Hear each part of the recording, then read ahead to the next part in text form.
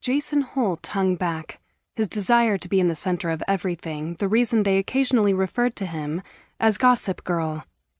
"Talking to your girl? The cute blue-eyed blonde with the dimples?" Gavin twisted the speaker end of the phone away from his mouth. "You know she and I are just friends." Between the visit she'd made shortly after he'd relocated to San Antonio 8 months ago, the squeezed-in phone calls, and the fact that so many of his childhood stories involved Julie, a lot of his teammates knew her. Thanks to her eternally sunny demeanor, they always wanted to say hi, and became even more enthusiastic about talking to her during video chats. "Then why do you insist on cock-blocking me?" "Sorry, Jules. Hold on a sec." Gavin tapped the mute button. "Because you'd end up being an asshole and hurting her. Then I'd have to kick your ass, and that'd be bad for team morale. I'm not letting you anywhere near her, so forget it." Jason's type was anything female, but he had a weakness for blondes. His interest in Julie, and if she and Gavin were really just friends, had spiked when the guys were over and she'd video messaged with another emergency situation. She'd been about to go out with her tool boyfriend and required feedback on her outfit, hair, and makeup. Come to think of it, at some point he should probably clarify fashion wasn't his strong suit. Dating advice either, for that matter. But she'd insisted she needed a guy's opinion. Then she asked him to be brutally honest about whether or not she could pull off the glittery dress she had on. Before Gavin could tell her that she looked nice, or that he had company, Jason jammed his face into the camera and replied, "Hell, sweetheart, I'll take you wherever you want, especially while you're wearing that sexy number. Ditch the boyfriend and come out with me instead." In order to escape the peanut gallery, Gavin had closed himself off in his bedroom. The makeup, jewelry, and scoop-neck dress had transformed her from the girl who often donned a lab coat and goggles at work and then spent her nights curled up on her couch with her cat into a much fancier version of herself.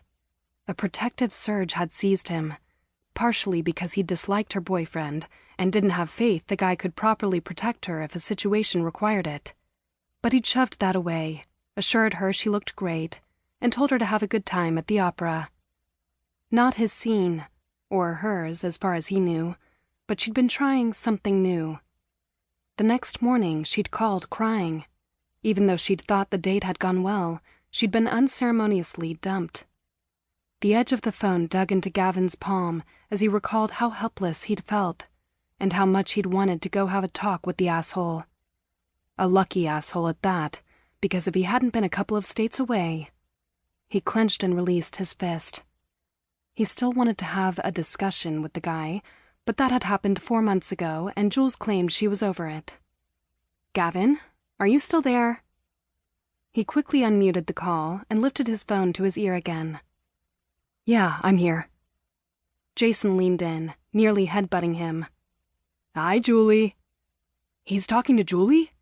A few more of the guys crowded in to say hello, and Gavin put her on speaker so she could hear their enthusiastic greetings and respond, doing his best not to be jealous over his teammates taking up a portion of their limited time.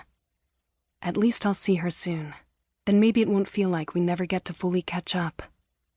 "Why don't you fly her out for a game already, Frost?" Tyrone Marshall asked. "I still haven't met her in person." "He's trying to keep her to himself," Jason said, and then he lifted his hand to the side of his mouth and stage whispered, "Even though he claims they're just friends." "We are just friends," Julie said, and Jason grimaced at the phone. "Forgot you were still on speaker, babe. Did you need advice on another outfit? You know you can call me for tips any time. My number's 726... That's it. I'm taking her off speakerphone." Gavin gave a half-hearted kick toward the crowd. "Now piss off." "Wait," Julie said. "I do need to tell Jason something." A giant grin spread across Jason's face as he moved closer. "While we're talking tips, you've really got to stop celebrating before you cross the goal line. You're going to get the ball stripped at the 1-yard line during a big game, and I don't like talking to Gavin when he's all crappy from losing." The guys laughed and jostled Jason. The wide receiver was a huge showboat, but half of it was playing to the crowd, who ate it up. Not that Coach Bryant hadn't given him the same lecture about premature...